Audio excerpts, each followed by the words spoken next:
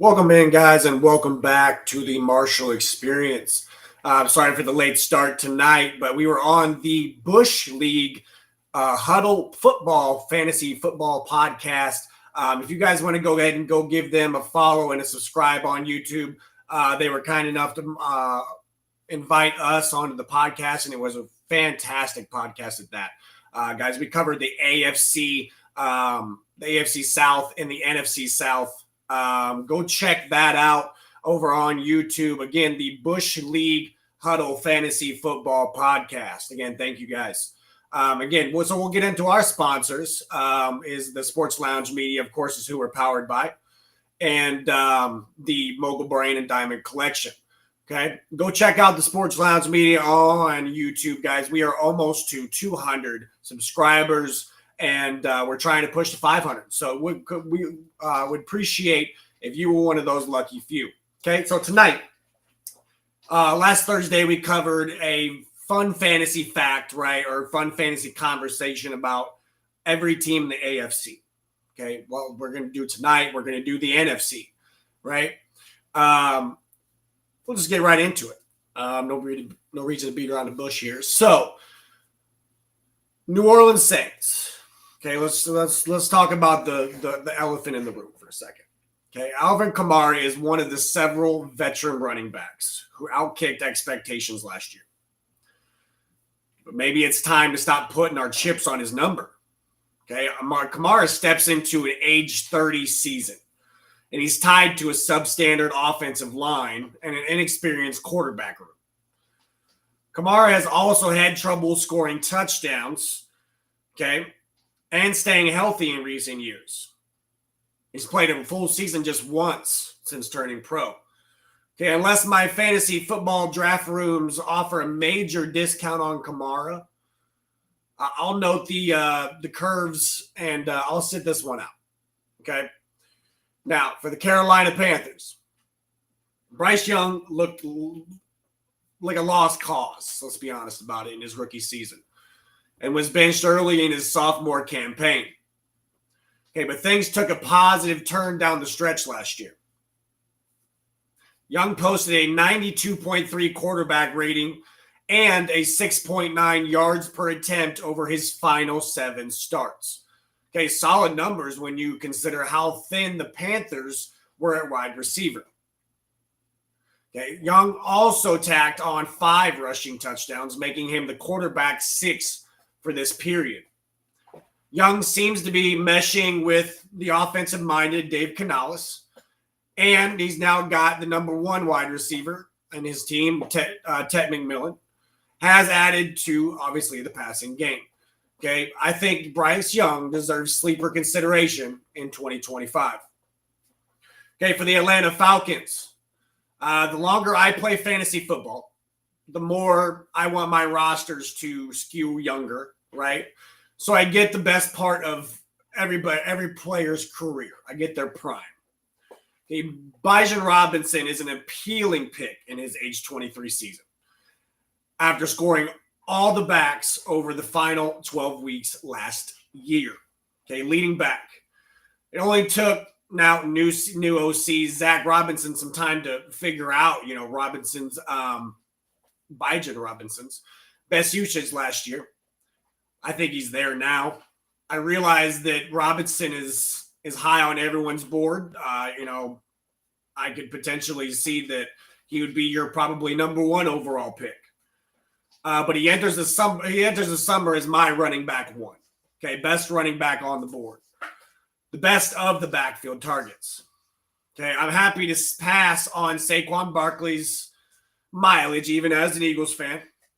The workload last year is especially worrisome for me, but I'm going to take somebody that's 5 years younger.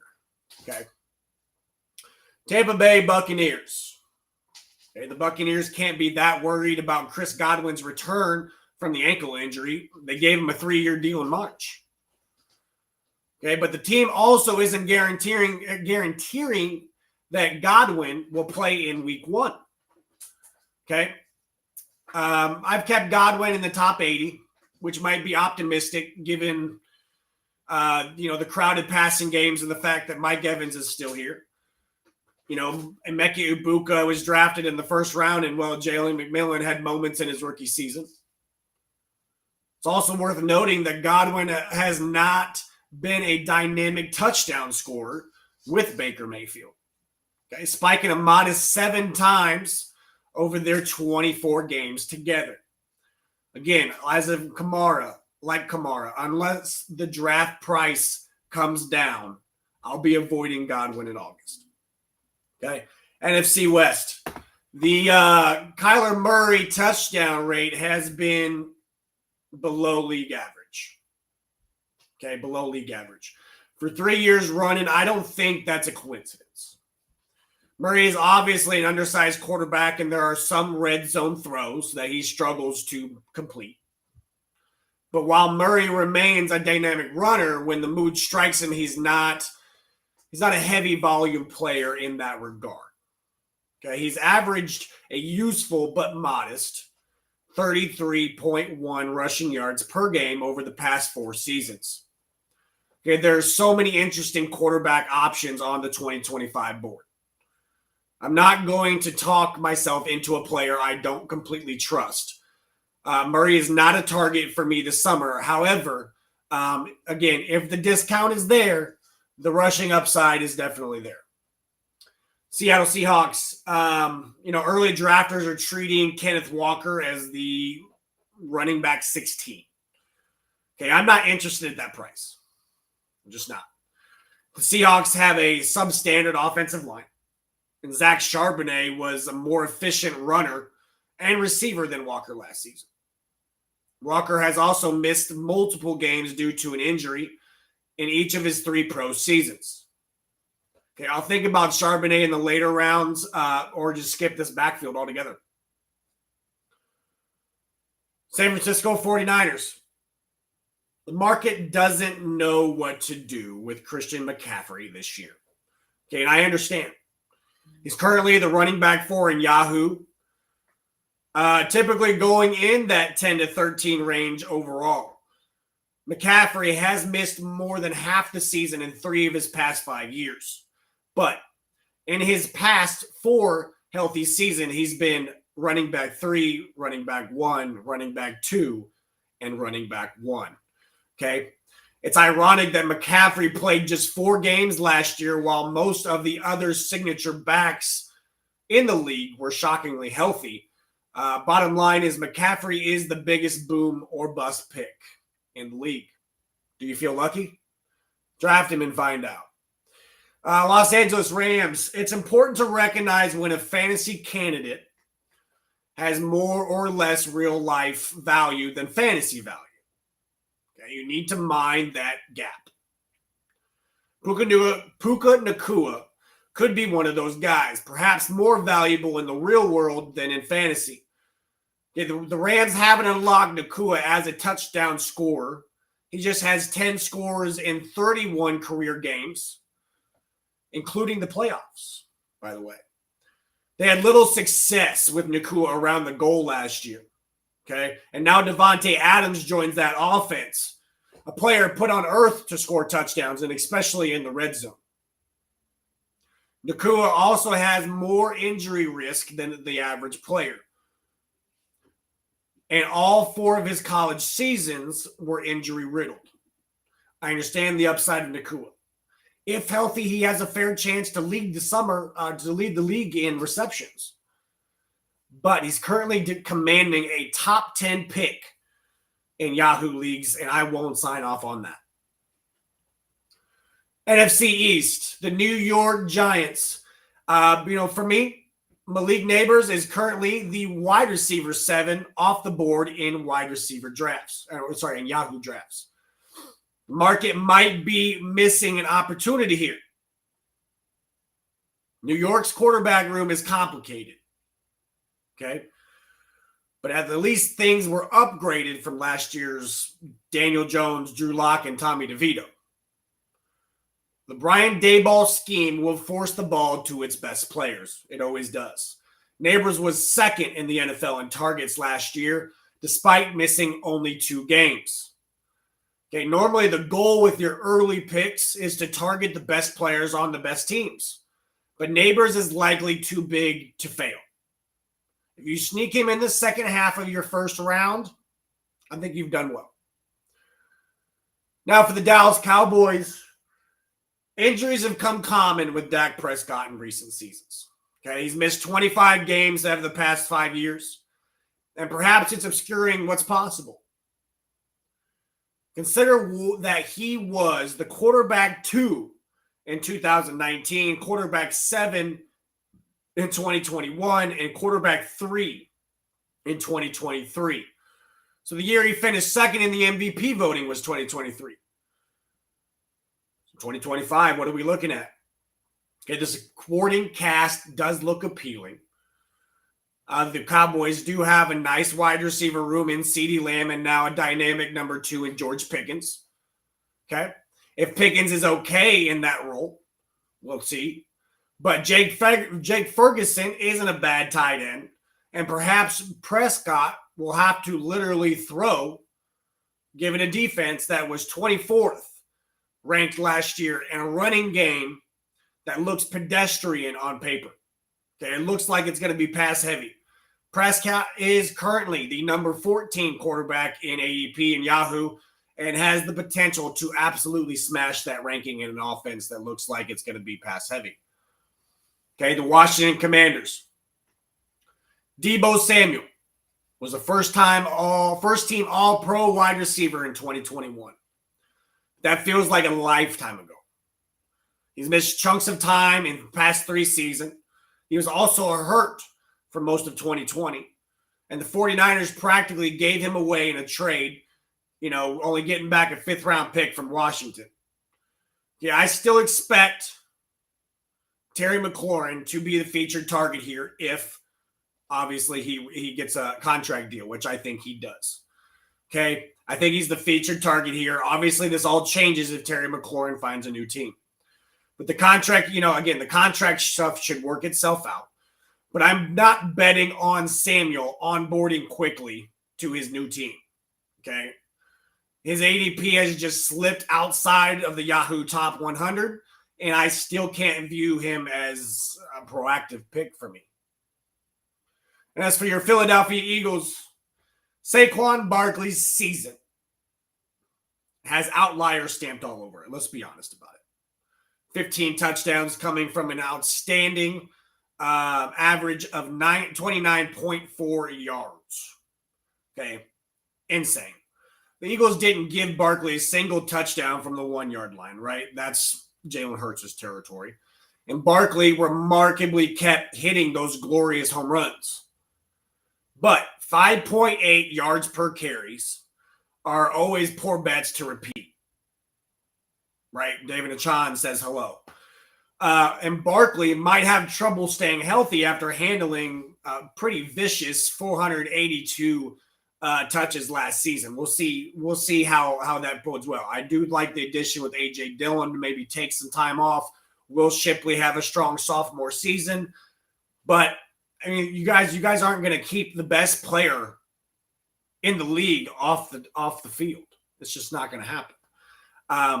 Pricing in some regression is the prudent play, considering I don't see him going for over 2,000 yards again. But let's not forget that Barkley missed multiple games in each of the last 5 seasons preceding the move to Philadelphia. So he's been healthy since Philadelphia, but we'll see if the injury-prone comments are here to stay or here to go. Okay. For the NFC North, the Chicago Bears. The market has been cool, right? Cool to Colston Loveland so far, and I think that's the right call. Okay, although Sam Laporta and Brock Bowers both had dynamic rookie years in the past 2 seasons, it's likely a mistake to apply their success in the Chicago situation. Okay, consider that Loveland steps into a crowded situation with pass catchers. I mean, the Bears have a slew of good wideouts and even a respectable other tight end in Cole Kmet. And we still need some proof that Caleb Williams can play in this league. He had a horrible sack problem last year, and generally sack problems are mostly about the quarterback, not other things. Okay, even if I wind up drafting 2 tight ends on some roster builds, Loveland is not a player that I'm targeting due to target scare.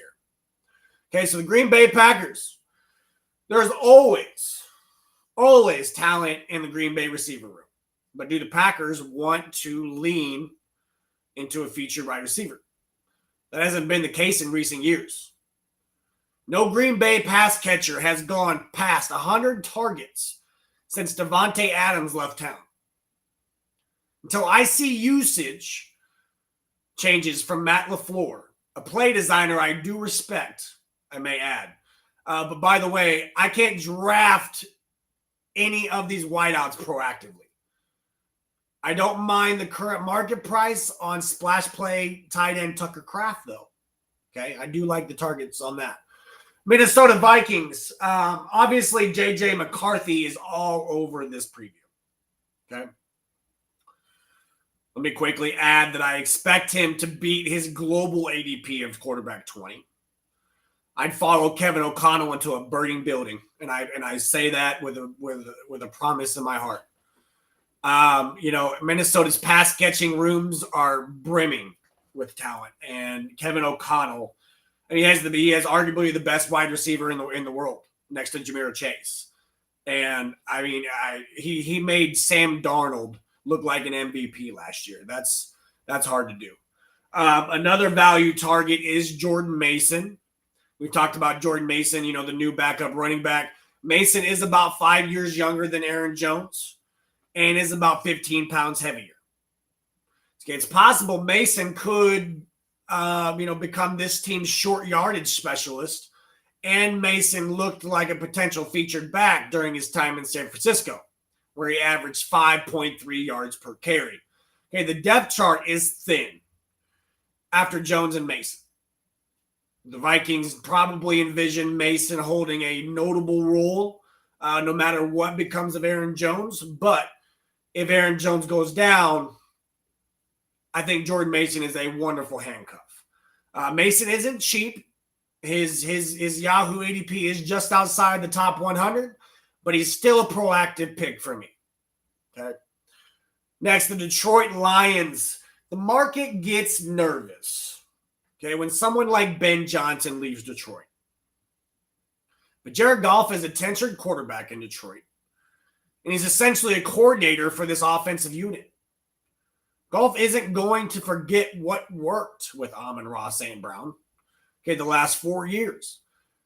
Okay, the Sun God lost some value last year, but made up for it with a spike in the end zone with his touchdown rate. But even if he regresses to the 2022 touchdown rate, we're still talking about a player with a very high floor. I have no problem paying the sticker on St. Brown, which is somewhere in the 9 to 12 range in most leagues. Okay? So that is it for us tonight, guys. I appreciate everybody tuning in. We wanted to do a quick one, but again, quick shout out to our guys over at the Bush League Huddle Fantasy Football Podcast. Appreciate you guys having us on tonight. That's why we were a little rushed. But go give them a look on YouTube and TikTok, guys. And pretty much any platform you can type in Bush League Huddle. But yeah, no, it was a phenomenal time. But that is it for us tonight on the NFC teams. Again, we will see you Thursday, 8 o'clock Central, with our next topic. Okay? If you haven't shot over to YouTube for the Marshall Experience or TikTok or Facebook, would deeply appreciate a follow or a subscribe and a like. Appreciate everybody tuning in. It has been a wonderful time here on a Tuesday night. Everybody have a good work week, and we will see you Thursday at 8 o'clock. Have a good night, guys.